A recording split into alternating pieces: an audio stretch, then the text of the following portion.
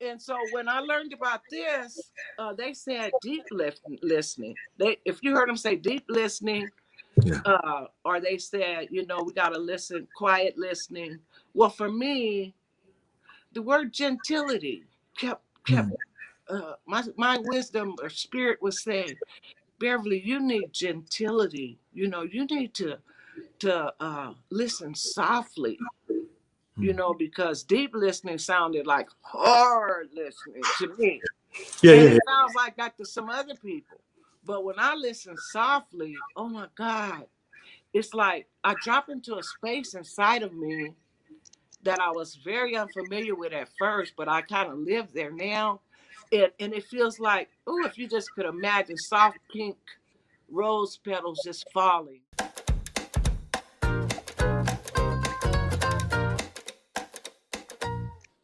Good morning, good afternoon, good evening. Welcome to Might Help, Can't Hurt.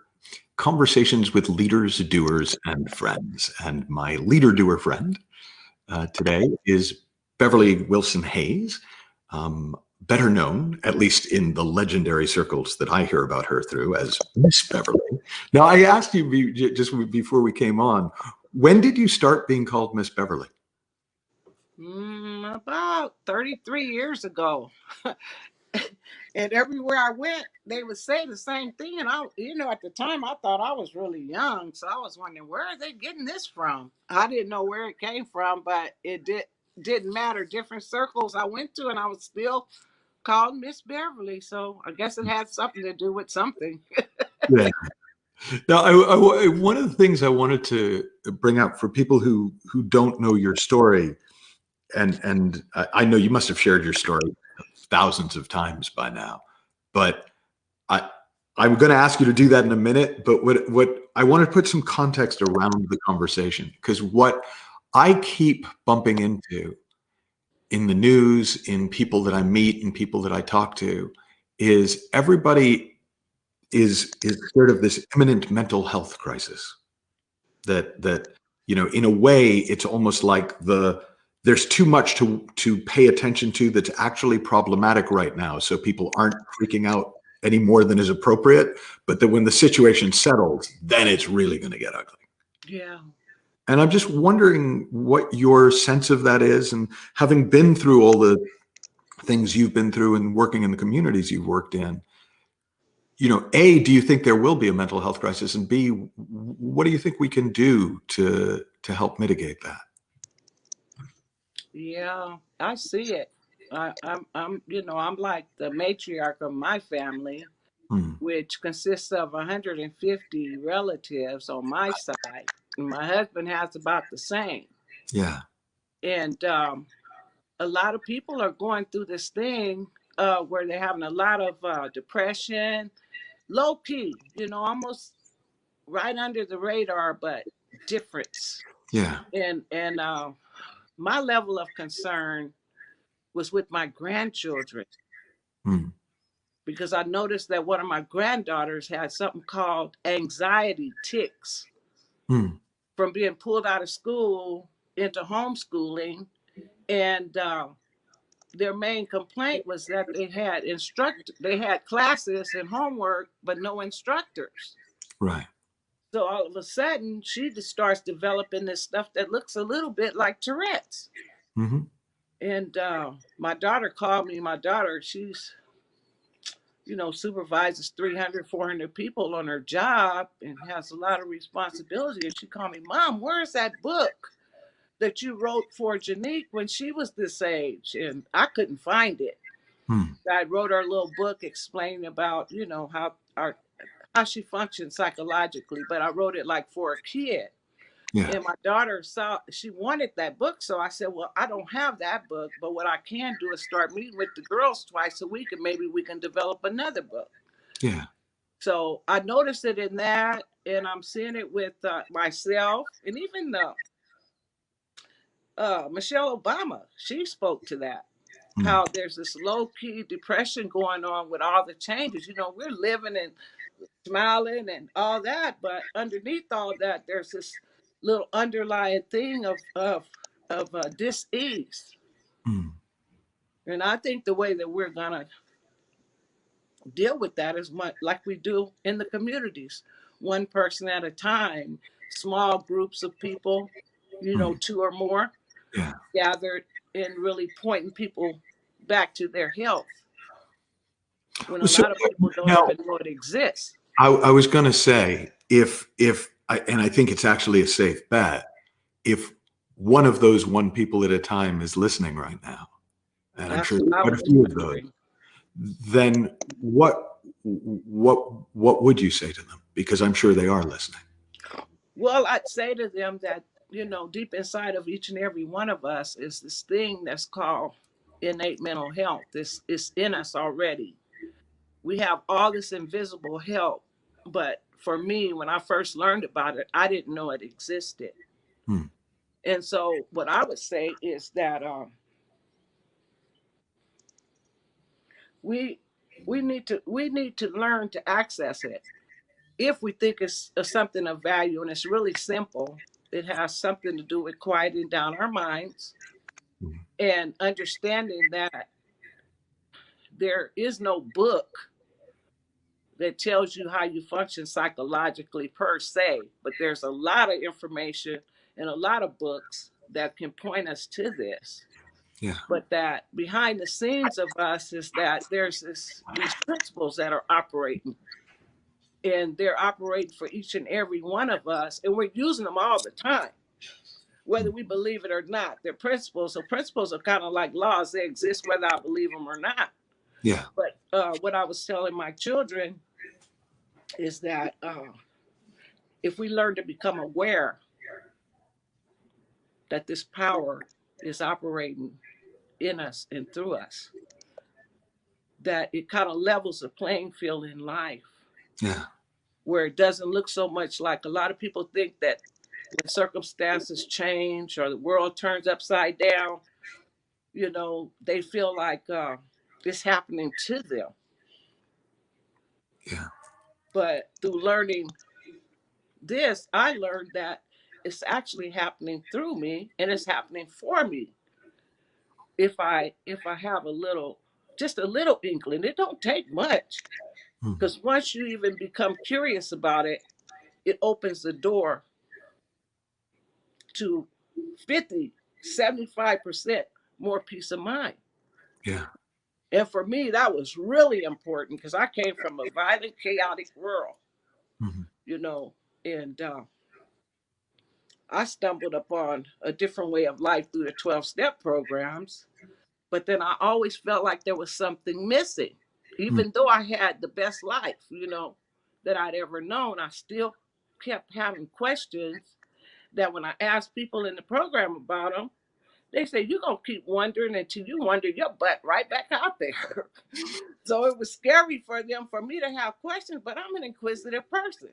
Hmm. And some things just didn't make any sense to me. But so I just decided, I said, I'm going to put this big question mark up in the sky. And then some people might be doing that right now, kind of putting a question mark up in the sky as to what's going on with me personally. You're not the same, but you can't put your finger on what it is. You know Yeah. what I'm saying? Yeah. Yeah. So Yeah. yeah, I put this big question mark up in the sky, and I was just like, wow. I said, because I was already in the helping field, Hmm. helping thousands. My whole town changed when I changed. And Yeah. so I'd seen miraculous, I didn't even know they were results. I didn't know what to call them. It was quite scary because I went from being a zero to a hero in a matter of a couple of months. And it was mind blowing. And, but I still knew that something was missing. And I had a chance to start a small group in my community, Hmm. and it was called the Sunrise Look into Reality. And in this group, I simply was sharing all the things because I just wake up every day. I just have all these different insights just bubbling up out of me. I didn't know they were insights, but it was just good ideas, great ideas. Yeah. And I wanted to share it with somebody. It was just like bursting in me. And I was just like, man, I got to get this back to where I came from. So they had a police station that had office space available right next to the housing projects that I grew up in. Mm. And they let me start a class there. And that's where it all started. And then one day, maybe about 6 months into doing this class, um, I got a call from this man named Bob Graham. And he told me that he thought that I was doing something, naturally, that Yeah. they were calling, at that time, they were calling it psychology of mind. This is Hmm. like in 90 or 91, 1990, 91. And so he said, I'd like to send you to a 6-day conference at the Holiday Inn Express, where Dr. Roger Mills is doing a big conference up there. Hmm. He said, because I got an idea that this would be a benefit for you and it would be a benefit for them. And I was like, 6 days at the Holiday Inn Express? Are you kidding me? I'm a single mother of 5 kids. That sounded like a vacation I on was going to earth. say party time. I'm in. I don't care what he's teaching. Yeah. So I was just overjoyed about it. And yeah, that came to pass. And I got there, and when I walked in the room was just lit up. And I found a seat, and when I started listening, now I need you to know at that time, Mm. I heard Roger would say, we have to have a quiet mind. We have to turn down the volume. And I was like, he was saying one thing, but I hear peace in the valley. Mm. Like there'll be peace in the valley, or he'd say one thing, and I'd hear something like biblical scriptures. Yeah. And for me at that time, I was a skeptic. If anybody tried to talk to me about God or anything like that, Yeah. I would push them away. I was like, I ain't finna pray to no invisible man. And what I was saying was, I wasn't gonna pray to no invisible man. Yeah. So it was funny, but he'd say something and I'd hear something that sounded like scriptures. Mm. So I thought he was a magician. So I wanted to figure out how he did it, right? But during that 6-day intervention with life, our life had just changed our whole trajectory. Yeah. I got to read a book called The Second Chance in the Quest of the Pearl Right. By Sydney Banks. by Sydney Banks. Yeah. And when I read the first book, how you hear something, how the truth rings, or it makes such a tone in your inside of you that some people go turn the cups upside down or something. Yeah. It had that kind of effect on me, and I was like, wait a minute. All the questions that I was trying to ask other people in this 12-step situation, they were answering without me even asking. I was getting some of the answers because it didn't make sense to me. They were saying that the alcoholic's problem centers in his mind. I said, well, then shouldn't his solution center there too? Girl, meeting makers make it. You better stick to what you know. And this is the guidelines that we stick in. And I had been in them, like a long time, but I just found some answers. Mm. So do you remember? Because I get the feeling of it. Do you remember anything specific that you saw when you read those books that jumped out at you that just kind of fell in and became obvious? Yeah. He said that it was a secret that could not be told. And he said that all we can do, he said, I'm trying to offer you something. I can just hold it up. Mm. But and again, I heard scripture. I seen this old picture of this Jesus that I don't even have the image of anymore. But he was standing at the door knocking, Mm. but there was no knob on the door. The knob, so they showed you a twofold. You could see the inside of the door. The knob was on the inside. Right. So when he said there was a secret that can't be told, I said, oh, I have to open it. This just came to me. I had to open Yeah. it from the inside. Right. And I was like, okay. And then he said that. He said, I don't want you to do more thinking. I just want you to notice what's running on the reel to reel of your mind. The Mm. thoughts that are running like ticker tape all the time. And those thoughts have been and are creating your reality. And then he said things like, looking to the past for your answers is the wrong direction. And it kind of, some of the stuff that they was talking about unruffled everything that I was Yeah. standing on at that moment. It was just like somebody just pulled the rug. But in a way, I was knew this, but I didn't know it was gonna be like that. Mm. So I just decided, you asked for this. I knew I asked for it. I can still see that big question mark up in the sky. Yeah. So I said, and it's not looking like anything that you can imagine. And I realized I didn't have no reference point. Something in me said, well, if you hang on and just go with this, reference points will be created. Mm. And I kind of heard that, in the readings and stuff, that it was going to take a leap of faith. And so I was like, okay. But it was scary as heck. Don't get me wrong.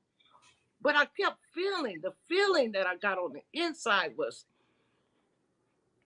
like, shakalaka, like something just happened, and there's something that just happened. You called it. It didn't just come to you. You called it. Now, what was the leap? Because I can see how you calling it is almost like the opening the door from the inside. Mm-hmm. You said you realized it was going to be a leap of faith. From what to what? Like, what did you have to leap off of? What were you leaping towards? Or did you even know? It felt like a cliff. It felt like I went to the top of a cliff, and something said jump, and Mm. I said jump, and then I just closed my eyes and I turned around backwards and went like that. Yeah, like a trust fall. Yeah, I just fell, just free fell. But I did never fail. Something caught me up. Yeah. And that's how it felt to me. And I was like, oh, this is what I've been looking for.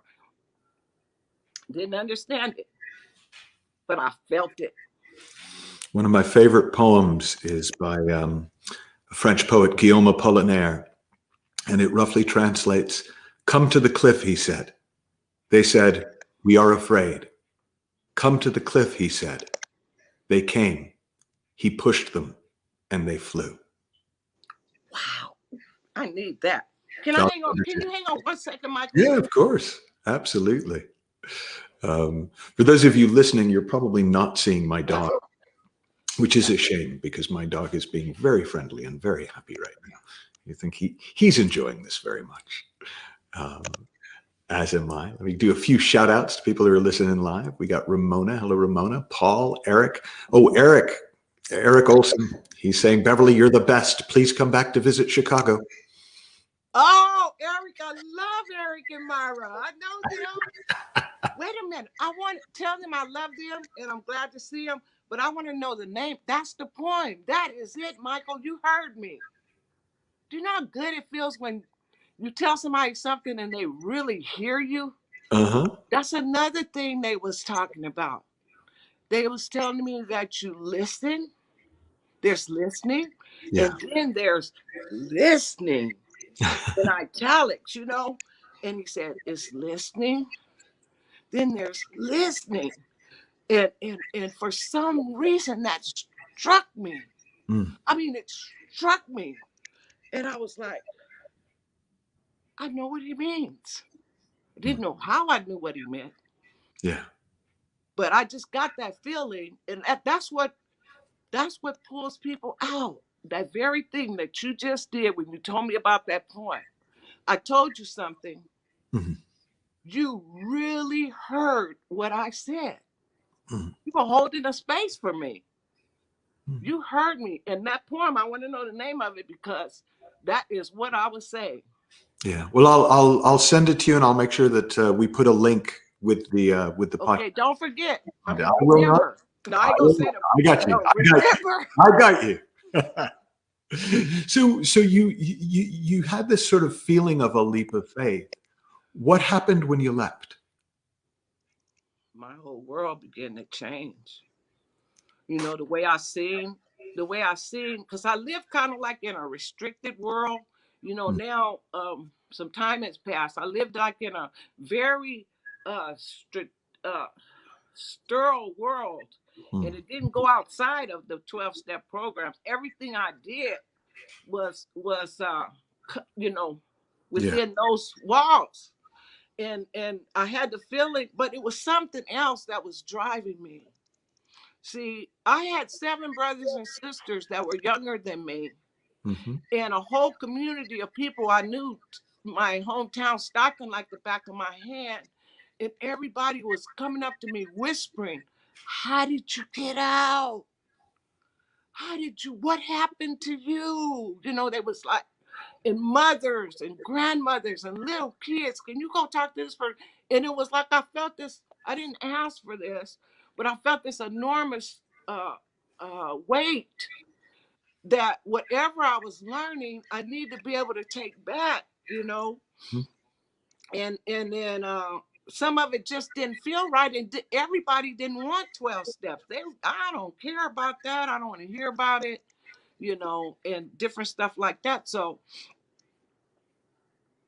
when I found what they were calling the psychology of mind at that time, it was a new freedom.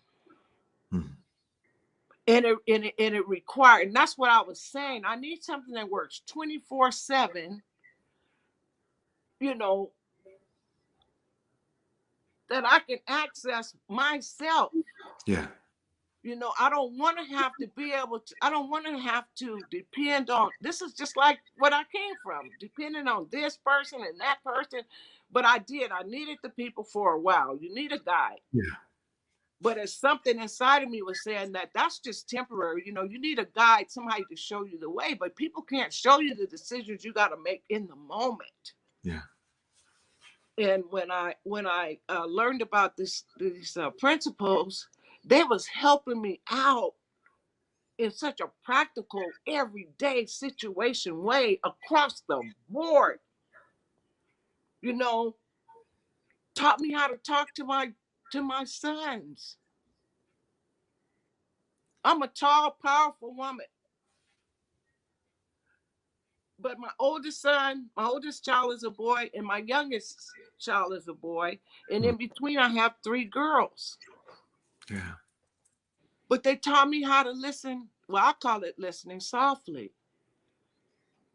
And they taught me about separate realities.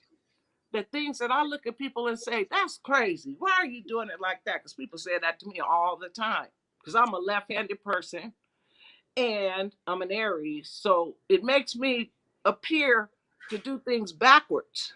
Right. Almost like somebody that might be dyslexic or something, but I'm not dyslexic, but I Yeah. do things backwards.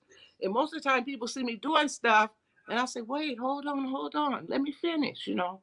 And over time, people learn me and they say, this is what my sponsor said: "Whatever she tells you to do, just do it. It ain't gonna make no sense," you know. You know, I had that a lot. It ain't gonna make no sense, but just do it. And I didn't really know what I was doing. I was flying by the seat of my pants, it felt like at first. But once I learned these 3 principles, I got to see that people are always doing the best they can based on how they're viewing it, and that there's levels of understanding, and that people only do what makes sense to them. Let me give you a good example. I had a new job. From that conference I went to, I got hired to come to Oakland, California and help start a project. And they had to change the name in the community because nobody wants, Black people don't want no psychology of anything. Yeah. So they changed it to health realization. Right. And I got hired at the amount that I needed to be paid to take care of my 5 kids. And so I had to learn to drive on the freeway. Hmm. But I was there maybe about 3 weeks, and I got there 45 minutes early. And I went in the kitchen and I was just kind of organizing my desk and everything. Went in the kitchen and I seen the coffee pot And the coffee pot had a bunch of coffee in it, leftover coffee. So I was going to make the coffee. I said, but I'm going to clean this coffee pot. So I went and got the Brillo pad and the soap and the scrubber, and I cleaned this pot. I mean, it was glistening, looked brand new. Yeah. And I made the coffee, and I'm back in my desk. I didn't forgot all about it. Next thing I hear somebody say, "Who cleaned my coffee pot?" I was like, "Oh Lord, who cleaned my coffee pot?" And I was just like, I felt my heart drop to the floor. I'm on a new job. I didn't did something wrong because this woman screaming at the top of her lungs. And I said, I did. She said, I knew you did it because everybody else know, don't touch my pot. It makes my coffee better. And I was looking at her, and instead of getting mad like I normally would have got if somebody screamed at me, Yeah. because I had this understanding, I said, this makes sense to her. And I had to stop myself from thinking because my thinking wanted to say, well, that's crazy as hell. Who wants to drink out of nasty? But then I stopped it. I stopped myself in real time to just hear what she had to say. Yeah. And what I understood was that she believed that the coffee tastes better when the pot accumulated, the film in it from the coffee. Now I didn't have to approve of it. I didn't have to like it. I didn't have to do anything. But because I had this understanding, look again, there it is, leveling the playing field for me, giving me a way to communicate and interact with people in a way that I never would have before. Because boy, if she'd have hollered at me before, I'd have got mad and stayed mad for 10 years, Now, 3 months or 2 weeks or something. you've mentioned a few times about these principles, and just because I know there are a lot of people listening who don't know what that means, Okay. how would you share that in a way that, to somebody who's like, this sounds amazing, what are you talking about? Okay, I like to think about it like this, and I have this on my car, this on my license plate. Yeah. M+C+T equals R. And what that is mind plus consciousness plus thought equals reality. And when I was talking earlier about what's going on behind the scene of us Yeah. psychologically, I learned that there's this energy, this infinite energy that created everything that operates all the time. Mm. And then that connected with consciousness, which is our awareness or the special effects, the light that lights everything up, is working together with my thoughts moment to moment, creating what I experience. Mm. And I was like, what? And then this is it, Michael. I saw it in the moment. I heard it before I understood it. I heard it like here. But Yeah. my intellect didn't want my intellect, it messed my intellect up because I'm an intellectual, Wait a minute, what do you mean? But I heard it somewhere else inside of me, a place that I was just getting familiar with. And I said, okay, well, just give it a chance, give it a chance. So then I started having um, real life experiences that was showing me Mm. that this was true. And then I got a chance to look just back in my own mind and Mm. saw how some of the things that showed up in my life, say dudes, for instance, I was single. Mm. I started thinking, because if this is true, mind plus consciousness plus thought is always working together to create my reality. And I was like, wait a minute. What was I thinking about when I drew this guy into my world? Mm. And when I saw the truth, you have to be able to tell yourself the truth. Yeah. All these people I was mad at, when I saw the truth of my own creation, it was startling, it was fascinating, and it was absolutely humbling Mm. because I got exactly what I had asked for. And then when it got there, I wanted to change the rules. Right. And I was mad because but I didn't understand that I was creating this stuff all the time. And when I really, really, really, really understood it in here, I said, well, Oh, another thing I heard was if you're sitting in front of a caca sandwich, but they use the S word, Yeah. just remember you ordered it. I didn't know if I wanted to slap that woman or kiss her because it rung, the truth rung. Uh-huh. I said, well, if this is the truth, then I'm going back to the drawing board. I don't have enough information to get what it is I'm after because I keep doing the same thing over and over and over again. Because I kept saying, 3 different dudes. They're the same person in different bodies. Some said, what's the common denominator? And I was like, oh no, no. Just like, but at the same time, it gave me so much pause. It gave me so much relief in such an organic way because I was blaming people for some of the things that had happened in my life. But when I was able to see how we're always co-creating with this brilliance, with the brilliance of divine mind, divine consciousness, and divine thought, when I was able to see how I was actually um, calling these things into my life, I found everybody not guilty, which gave me an enormous amount of, instant peace. Mm. Because we blame people for stuff that happened that we invited to come. Then when it got there, oh, no, no, no. I want to be in no, you wasn't asking for no relationship. You wasn't asking for no father. You wasn't asking for no husband. You wasn't asking for none of you. Was looking for something else totally different. And just be real about it. Yeah. You know?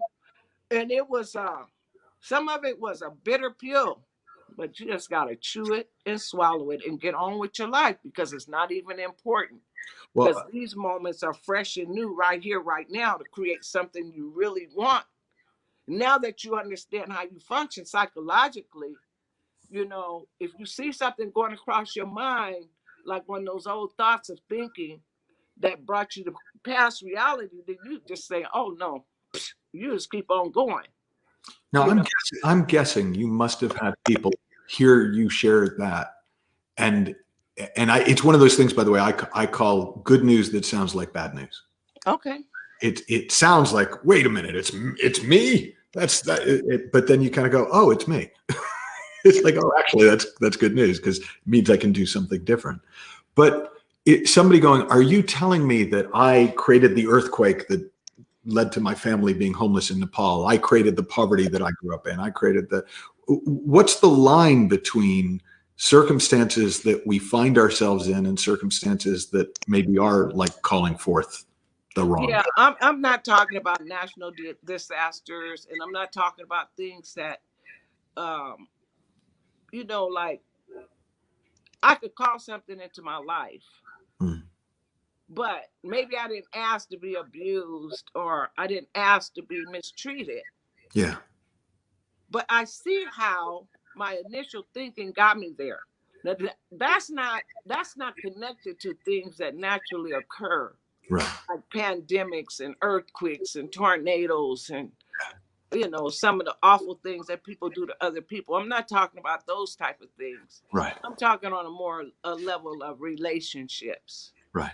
You see what I'm saying? Yeah. Yeah. Because a Absolutely. lot of people suffer just as much behind poor relationships as they do from somebody that was in an earthquake or a devastating Yeah. car accident, because they simply they think and rethink and try to figure everything out in their mind when the answer's not there. Yeah. There's two questions that are kind of fighting for space in my mind. So I'll go with the first one, Okay. which is when you and I first talked, I remember you used the phrase, and I think it was soft listening. Yeah. And even though I've been in this conversation for, decade and a half, I'd never heard that phrase and it touched me. And I just wonder if you could speak to it a bit, because there's Yeah. something so tangible for me in the feeling of that. Yeah. But see me, where I came from, I'm the oldest, and I'm always having to look out for 7 other people. I had 7 siblings under me. So I didn't, as a kid, I was very serious. I was hard. Yeah. Because if something happened to my siblings, I got it. Mm. And I didn't want to get it. Yeah. So all my twos were very hard. They were strict. They were, just, you had to follow what I said, or, you would get it too. Yeah. And so when I learned about this, they said deep listening. If you heard them say deep listening, Yeah. or they said, we got to listen, quiet listening. Well, for me, the word gentility kept Mm. my wisdom or spirit was saying, Beverly, you need gentility. You need to listen softly. Mm. Because deep listening sounded like hard listening to me. Yeah. And Yeah. it Yeah. sounds like that to some other people. But when I listen softly, oh my God, it's like I drop into a space inside of me that I was very unfamiliar with at first, but I kind of live there now. And it feels like, oh, if you just could imagine soft pink rose petals just falling, the smell of roses and just the gentle breeze of these soft feet. That's how it feels on the inside of me. And listening like that, I was able to go back and hear my father, who was an MP in the Army, a sergeant. And as a little kid, he gave me this little plaque of him in his uniform. And whenever he spoke to me, I heard, Beverly, Jean, if you want to know anything, just ask me. And if I don't know it, I'll find out. That's how he sounded to me. Yeah. But once I learned this, and really after I started teaching it, I began to learn so much more. And I didn't know what I was doing at first, but I learned this soft listening. And one day I was at my father's house, and he said, Beverly Jean, this is what I heard. But Yeah. I didn't hear it here. I heard it here. He Yeah. said, Beverly Jean, if you ever need to know anything, I'm your father. I don't care what it is. If you need to know it, if I don't know the answer, I'll go find the answer. Yeah. And I looked at him and I said, oh my God, Daddy, is that what you've been saying to me all these years? He said, that's what I've been saying to you all these years. And he cried. Tears just came Yeah. out of his eyes. He couldn't believe that I finally heard him, what he was saying to me. But it was because of my filters. I had all these filters over my eyes that I processed life through that were hard. So for me, I had to go to soft and gentility and stuff like that, just for my personal self. Yeah. And it's a language, they'll teach it to you one way, but you have to find your own verbiage, what's really truly you, in order to grasp it and share it Yeah. and not be afraid of that. Because most people that get around, Roger or Sid Banks, or they start being parrots. I can't parrot. I'm just not a parrot. It don't feel right to me. Yeah. It's just like you tell me something, and that's what happens to me too. I speak and I say one thing, that somebody come and tell me something so cool, and they say, you told me that. And I went home and changed my life with it. And I was like, that is so cool, because they actually tell it back to me in a way I can use. Yeah. Yeah. So that's kind of was that a good description? That's beautiful. No, that was that was better than I expected. No, because again, that image with the rose petals and the smells, and I mean, that's so, it's so vivid. And of course, I both listen for a living and talk for a living. Yeah. And so for me, the more I see about it, the better I can do it, and the more of an impact I get to have, which is kind of a beautiful thing. It is. The other question that had been kind of fighting for space that I wanted to get back to is, so you talked at the beginning very briefly about, seeing that you had this mental health in you, and people seeing that they've got this mental health in them. Now, I remember when first people would say things like that to me, I was like, well, clearly you don't know me. Right. And sometimes I'd share my history that proved they were wrong, of the things I'd been through and put myself through and done. And And I remember I'd been listening for like a year and a half before it dawned on me that maybe they were right and I was wrong. Mm. But for you, when somebody is really insistent that they're the exception, do you have a sort of a, have you been in that enough to have a sort of a response to that? Or what do you do when somebody's like, yeah, no, I love the sound of that for them, but you don't know me? Yeah.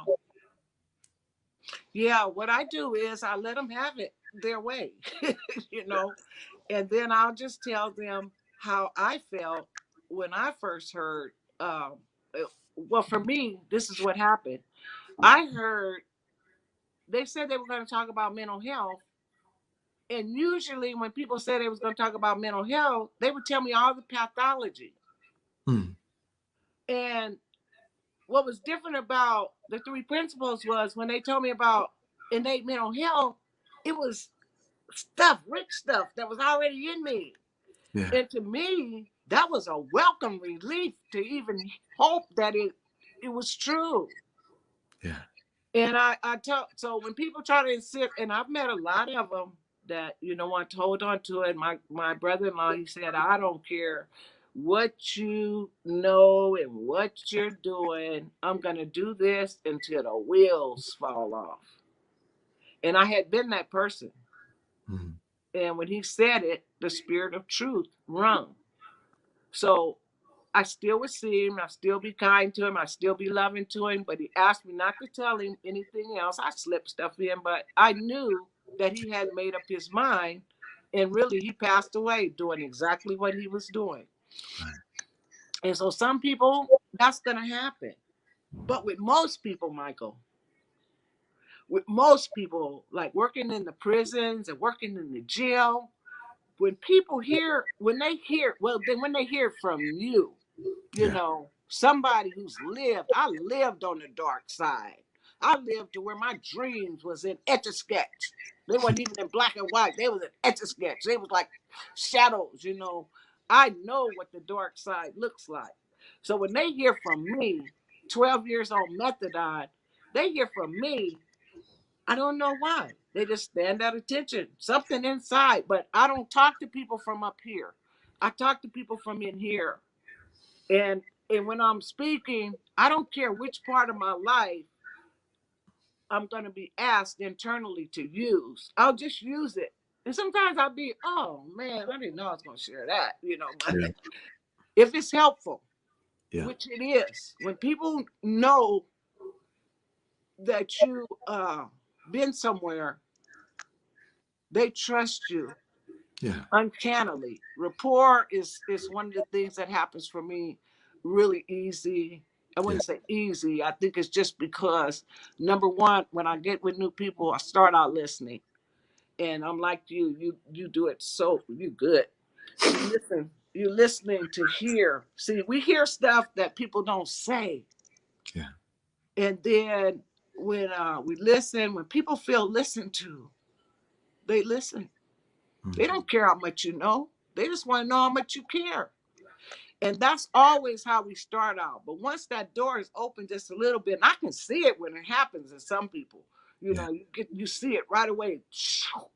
Light just be shooting through their eyes and their skin, and the way they sit is just gonna right in the moment, right before your eyes. But you can't pay attention to it. You got to keep on following whatever is guiding you inside, telling you to speak. And when you put your chalk down or your marker down and tell them, okay, it's time for questions. They tell you stuff that make tears pop from your eyes like Pop Tarts because because it's on the inside. That's what I always say. When I'm talking, don't listen to me.